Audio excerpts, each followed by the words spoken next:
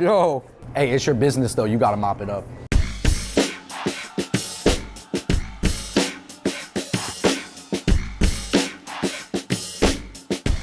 Yo, what's going on, everybody? I'm in New York City right now, and welcome to episode 1 of a new series on our channel called Make It Happen. This is where we're gonna delve into cool businesses and careers and really gain some insight on the ups and downs of trying to make it as a millennial in New York City. This is something I'm really interested in, and hopefully you guys find it helpful as well.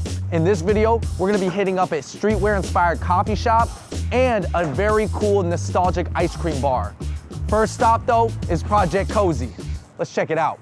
All right, everybody, real quick before we continue that very informative and interesting series about young New York business owners, I gotta give a big shout out to the sponsor of this video, which is Wix. Hear me out real quick. Wix is making it super easy to create websites right now. You know, nowadays having like that clean personal website, that is like the new business card. So David and I, the Fung Bros, we are gonna be making a website that is very, very cool, that is going to help a lot of people, or at least be fun for a lot of people, and we're gonna be using Wix. And they have an endless number of templates to choose from. Not only are they templates, you can also personalize them however you want. So if you wanna keep it the way they got it, you can. If you wanna get a little artsy with it and personalize it yourself and move modules around or whatnot, that's on you too.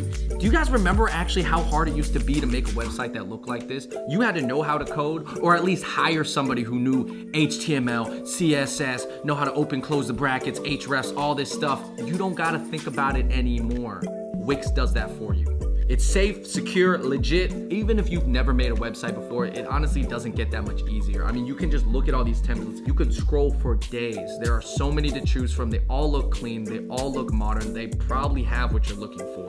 They have stuff made for restaurant, photographers, musicians, designers, events. If you're a fitness guru, a lawyer, an actor, a model, a wannabe actor or model, I mean, whatever you want. There's even an option to make it a store so that you can start your e-commerce business right away.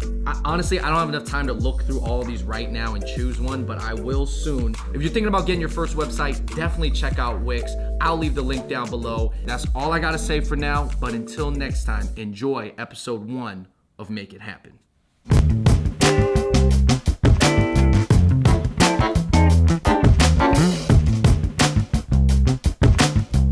What's going on, everybody? I'm here with the founders of Project Cozy, Jack, Simon, Kitty.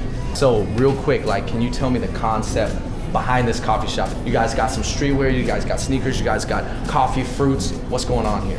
The concept for Project Cozy was to really bring streetwear lifestyle and culture into a coffee shop environment.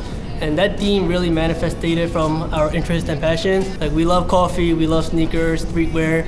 We thought it would be dope, we just bring it all together. What is one upside of owning your own spot and your own business, but what's one big downside? I must say the obvious answer, it's unlimited coffee and drinks all the time. It's like, I mean, I'm not taking advantage of the company or anything, but, you know, definitely giving ourselves a latte or a drink. So I would say an upside is that you start to have different conversations. People take you more seriously, especially older businessmen, when they know that you've accomplished something. It is definitely a point of respect, you know, like you're owning a business right next to maybe their business. Exactly. You know, I do think people talk to people who own businesses a little bit differently. Yeah. Downside, again, is just making sure you're taking care of your employees and that they're happy too, whether it's hours or their pay. And that's like a huge stress to balance what makes them happy, but what's financially, you know, making sense for the company. And I guess in a downside, there's just a lot more responsibility. For example, on Father's Day, the water pipe bursted. And you know, you just gotta rush into the restaurant and take a shovel out and start shoveling out water. You don't have a manager or boss to give you direction. Like, we have to come up with a solution. When starting a business, you gotta really, you know, find the partners that you trust. So how did you guys know each other? So Simon and I were friends, just went through partying and stuff, and Kitty and I used to play basketball on the same team, so. Nice. So you guys used to be on a team back in the day. Yeah. And then you guys teamed up to party. Exactly.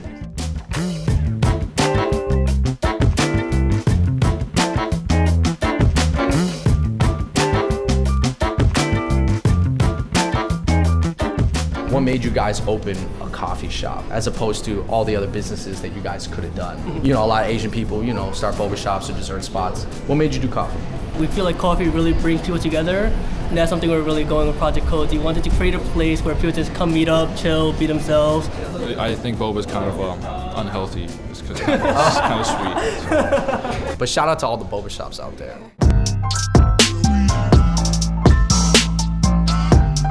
What are some things about starting a coffee shop that a lot of people might not know? Like, what were some struggles that you guys had coming into it? I think one thing is that there's a lot of costs that people not think of. So definitely paper goods.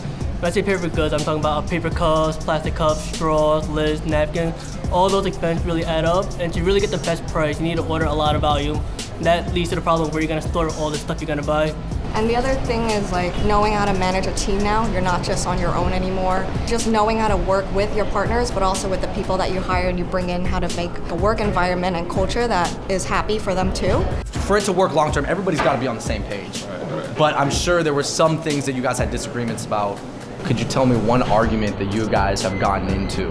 I think a big one that came up a lot was how much do we focus on lifestyle and branding versus things that we could bring into the store that'll help more with growth and acquisition. I mean, obviously the two things are related, but it's two very separate things on how you focus on it. But like making sure that we're keeping true to the brand, we're not diluting it in any way, while still making sure that, you know, we're doing things that can help grow the business and make it successful. And what made you guys want to pick this location? You guys are in Nolita, in this area that's close to Chinatown, but not really in Chinatown. We wanted to choose a location that the locals like to hang out. And we sit in the cross section of Chinatown and Soho, where most New Yorkers do hang out. How should someone start the process of finding a location for their spot? I know that's a huge thing. Sometimes it's a really long process. Sometimes just finding the right location can hold up the entire thing. I would say that's actually takes the longest time. And there's a lot of things that factor into this decision, like if there are offices around, public transportation, or walking traffic. The next thing you would do is you would talk to a broker, tell them your budget. And even if you don't have a broker or you are working with a broker, I would tour the area, look for signs that say for rent, and call those brokers, so then that way you can have multiple brokers working for you simultaneously, and you can get an understanding of the price point for that area. So when it does come time to your negotiations, you know if you're getting a good deal or if you're getting a bad deal.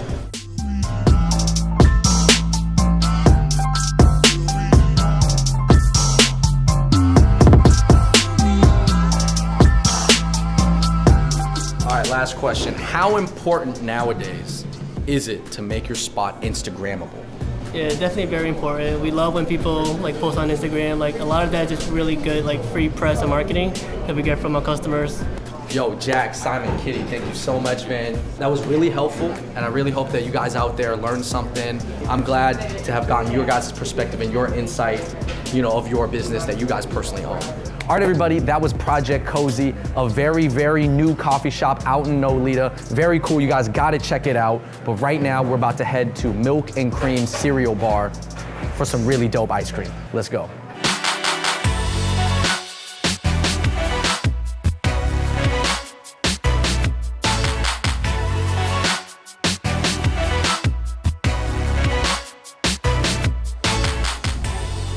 All right, everybody, I am here with Tommy and Corey of the hottest ice cream cereal bar in the city right now, Milk and Cream Cereal Bar. Thank you guys for being here. Yo, real quick though, describe to me in like one sentence what you're trying to achieve with the theme of this spot. You come in, it's an immersive eating experience, more than just coming in to eat, you know? Taste of nostalgia, bring back those good old memories from your childhood. Definitely, man. I see Bobby's World, I see Johnny Bravo, I see all these old cartoons here.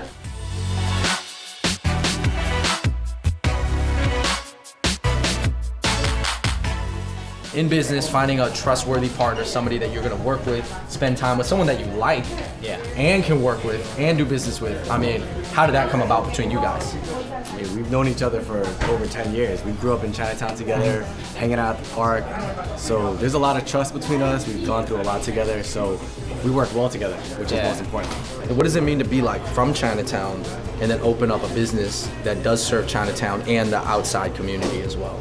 I think it's cool, you know, we've always been natives of Chinatown, so a lot of people we know are here.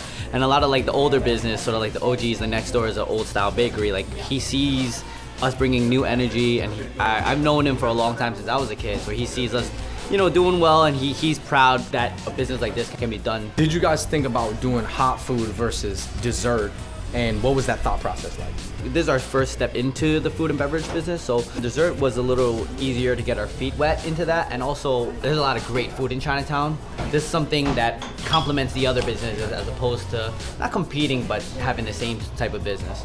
How is it in New York? We're in the dead of winter sometimes. It's freezing cold. People still eating ice cream.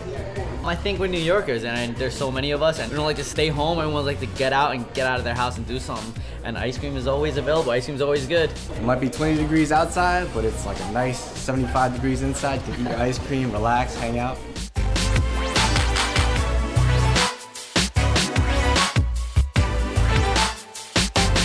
All right, so this is your guys' second venture together. First, you guys had the bike shop. Yes. So, how did you go from bikes to ice cream? I mean, I wish there was like this crazy, profound story for that, but you know, we were young. We ran that for about 7 years, and there was a big change in the industry, also in the neighborhood. We shut it down, and there was a little time where we said, hey, what are we gonna do? Where are we gonna get jobs? There was a lot of what ifs, right? And then we sort of got our heads together and we have one other partner, Justin, and we took the plunge and flipped the business and turned it into this. We still had the space, so we knew we wanted to keep the space because in this area, like, it's hard to come by a really good space at a decent price, and we just want to figure out how we can stay here and what the next step was.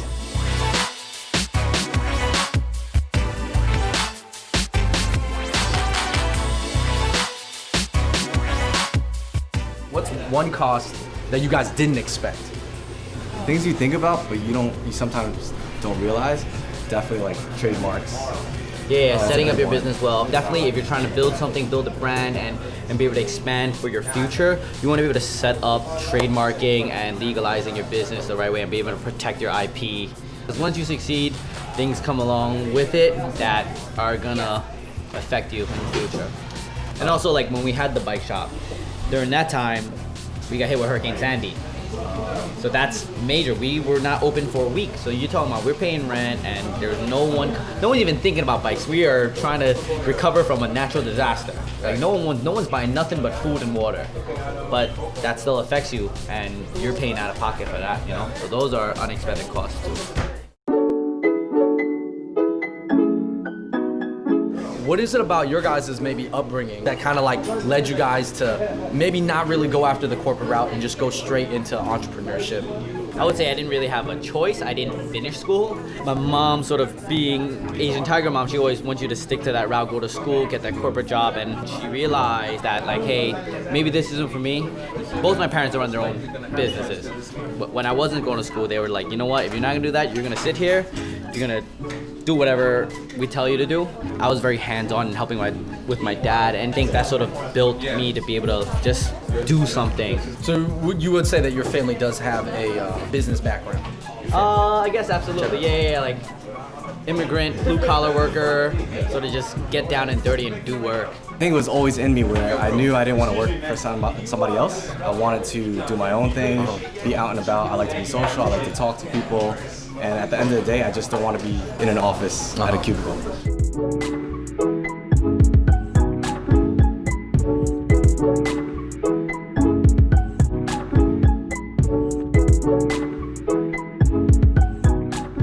We're doing this series because I really want to show people that, you know, especially young millennial Asian Americans can do everything. Yeah. You know, of course, you need the doctors, you need the engineers, you need the people working in finance, but I would like to think that, you know, owning your own business is regular too.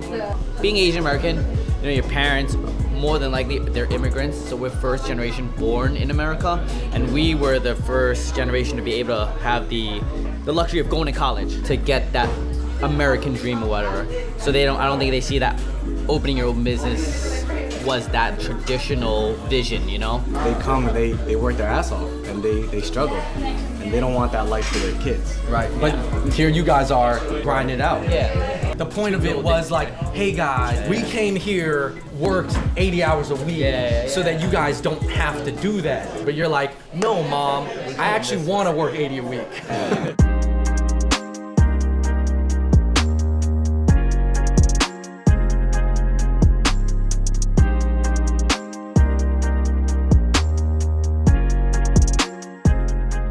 people who grew up in Chinatown, you know, into hip hop, basketball, you know, you guys love gear. What would you want to share with the kids out there? Because a lot of kids out there, they love fashion, they love playing ball, but maybe opening a business is not something that's on their mind. I think it takes time to sort of figure out what you want to do.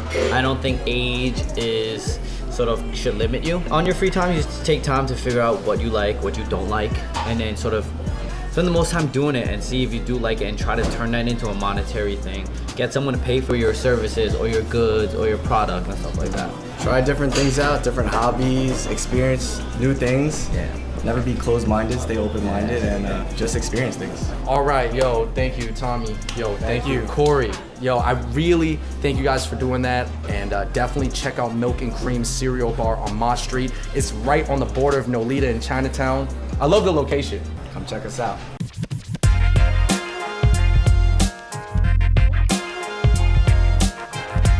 Woo. All right, everybody.